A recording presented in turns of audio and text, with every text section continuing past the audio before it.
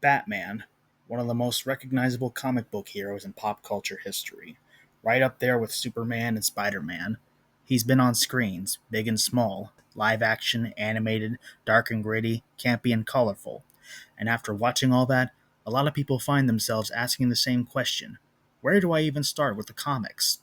Most folks point to year one as the jumping point. That's pretty much post crisis, streamlined, modern, easy to digest.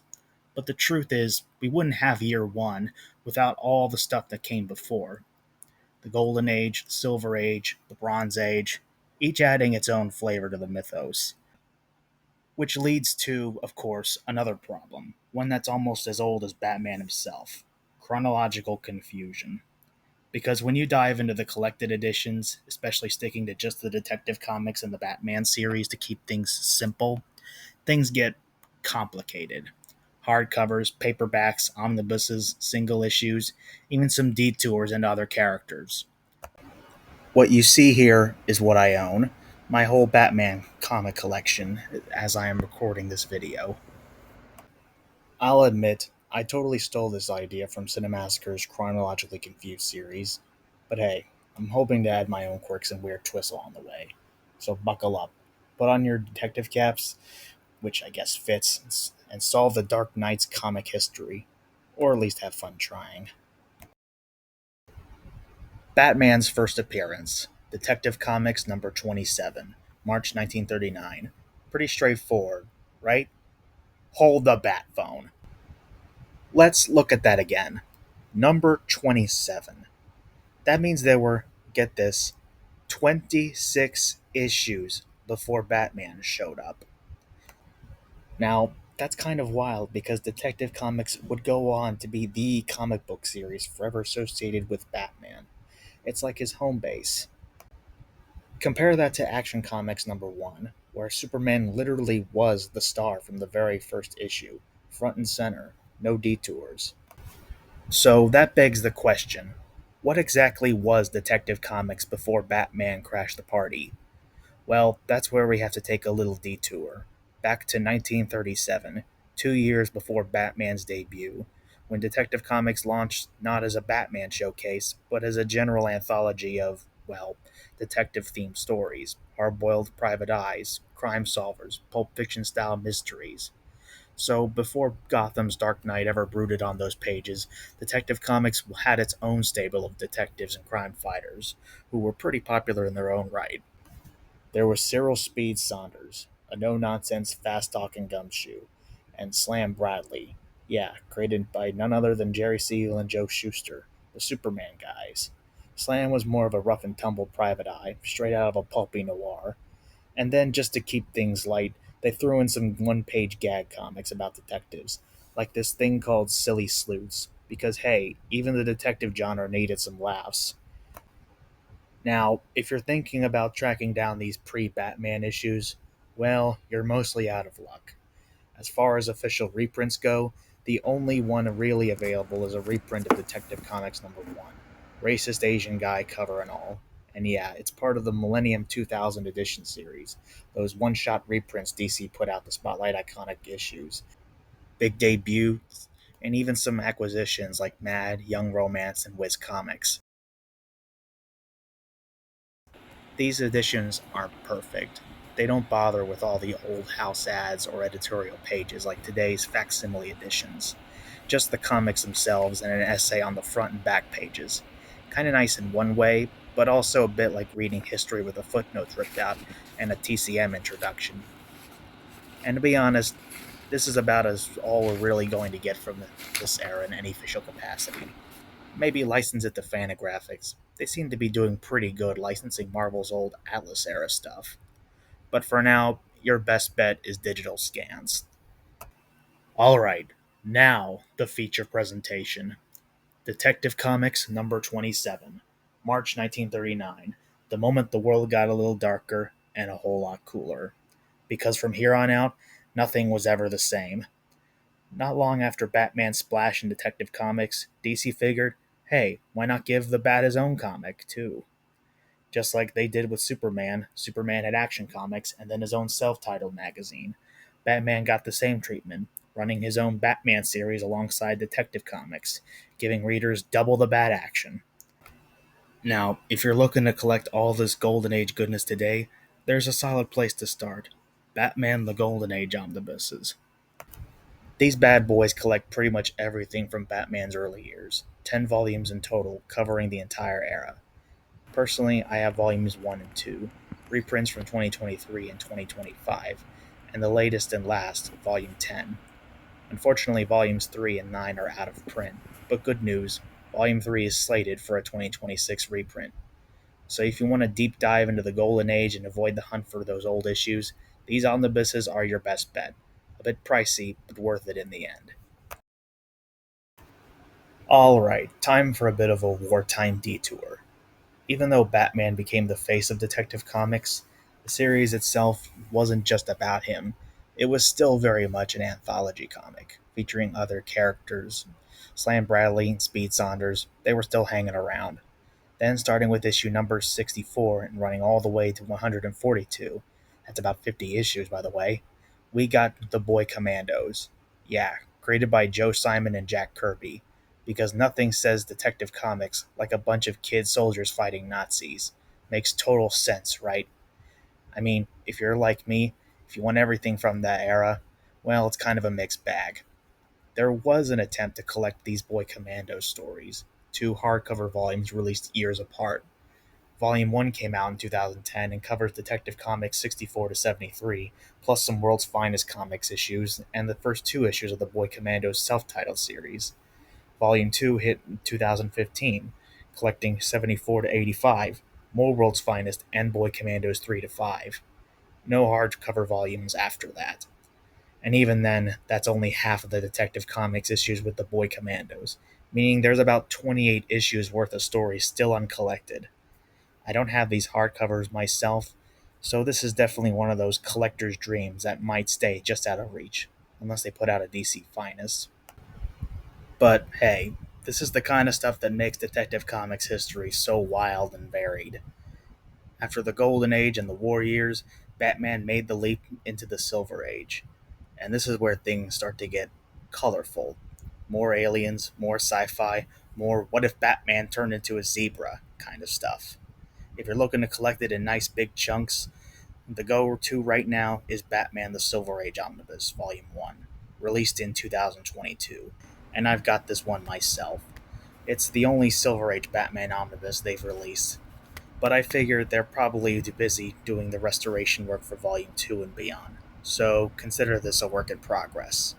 It's like waiting for the next season of a show you love. They'll get there, but you're stuck rewatching the same episodes for now. You think we're on to the Bronze Age now, right? Think again. We've got another detour to make, one that involves a Martian. Yep, future Justice Leaguer himself, Martian Manhunter, Johns Jones, made his debut in Detective Comics number 225 back in 1955, and for the next 9 years until issue 326 in 1964. He stuck around as a backup feature alongside Batman for that long. That's a long run for a side feature. I mean, when your comic has a guy in a cape and a cowl fighting criminals and a shape shifting alien from Mars, you're covering a lot of bases. As for availability, well, most of it's been collected in the Showcase Presents Martian Manhunter series, two chunky black and white volumes. Downside, especially for someone like me, these Showcase Presents books are in black and white. No original colors. Which, yeah, I get it. It was cheaper to publish that way. But let's be honest, 1950s Martian sci fi just doesn't hit the same without those eye searing colors blasting off the page. Maybe a DC Finest in the future for that. We're still not done. For a very brief moment in time, Aquaman swam his way into Detective Comics, issues 293 through 300 to be exact. Yep, that happened. By this point, his usual turf, Adventure Comics, had basically turned into the Superboy and Legion of Superheroes show, and Aquaman was on the verge of getting his own self titled series. But apparently, DC still had a stack of Aquaman stories ready to go. They just parked him in Detective for a few months before his own home got built. That'd be like if The Incredibles had a scene where, out of nowhere, The brakes slam, and suddenly you get a full scene about Luca. Still not done. After John Jones packed his bags and moved over to House of Mystery, Detective Comics needed a new backup act. Enter Randolph William Ralph Dibney, the elongated man. Up to this point, he was mostly a supporting player in The Flash, but starting with Detective Comics number 327, Ralph became the regular backup, sticking around until 383, and then popping in and on and off again through the 70s and 80s. Availability, just like Martian Manhunter, all we've got is the Showcase Presents collection, the Elongated Man trade paperback. And yep, like all the other Showcase Presents, it's all in black and white. So once again, bummer. Especially for a character whose visual gimmick is bending himself into crazy, colorful shapes. In monochrome, it just doesn't quite stretch the same way. Pardon the pun. Finally, we make it to the Bronze Age, and this is where things start to get a little splintered. I told you we were going to get it confusing. First off, the main man himself, Batman. DC just announced Batman the Bronze Age Omnibus Volume 1 for 2026. No contents have been revealed yet, but here's hoping it's packed with more Detective Comics and Batman issues from this era, because that makes sense for this video, after all. The Bronze Age is where Batman really starts to sharpen into that darker, more grounded figure again. Still colorful, but with a bit more grit in the mix. It's been a long road to get here, and now the real fun begins. As for the splintered part, by this point, Robin and Batgirl had their own solo backup stories in Detective Comics. And here's the kicker, both of them already got their own Bronze Age omnibuses before Batman's was even announced. Batgirl's got two.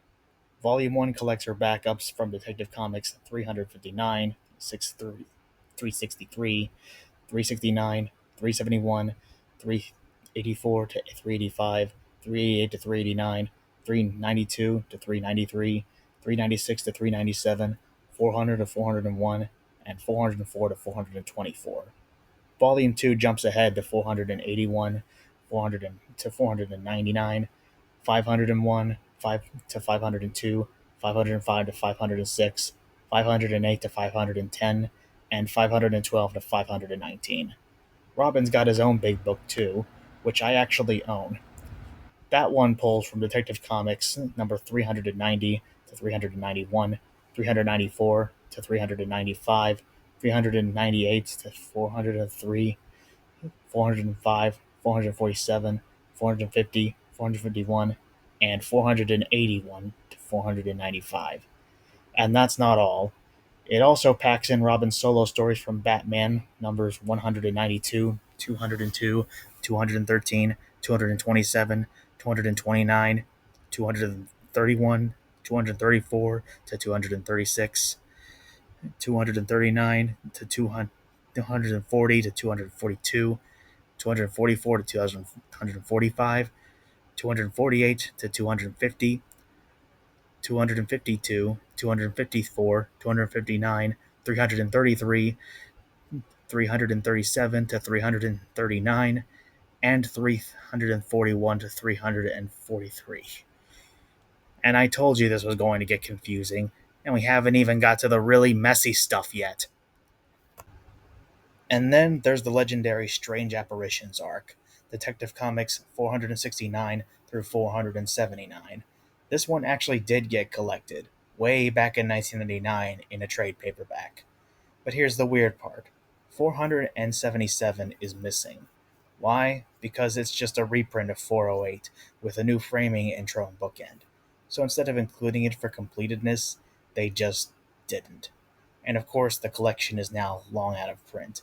Still, there's always hope that DC will eventually put out a finest edition someday. But for now, if you want Strange Apparitions, you're either hunting down the originals or you're paying collector's price for a 90s trade paperback. And then we come to Crisis on Infinite Earths period. While the multiverse is collapsing and entire worlds are being rewritten, here in Gotham, the sky is looking redder than usual. Thankfully, DC's going to get us covered. Coming this September is DC Finest Batman, Red Skies, collecting Batman 386 to 400 and Detective Comics 553 to 567. And honestly, that's a perfect place to end part 1.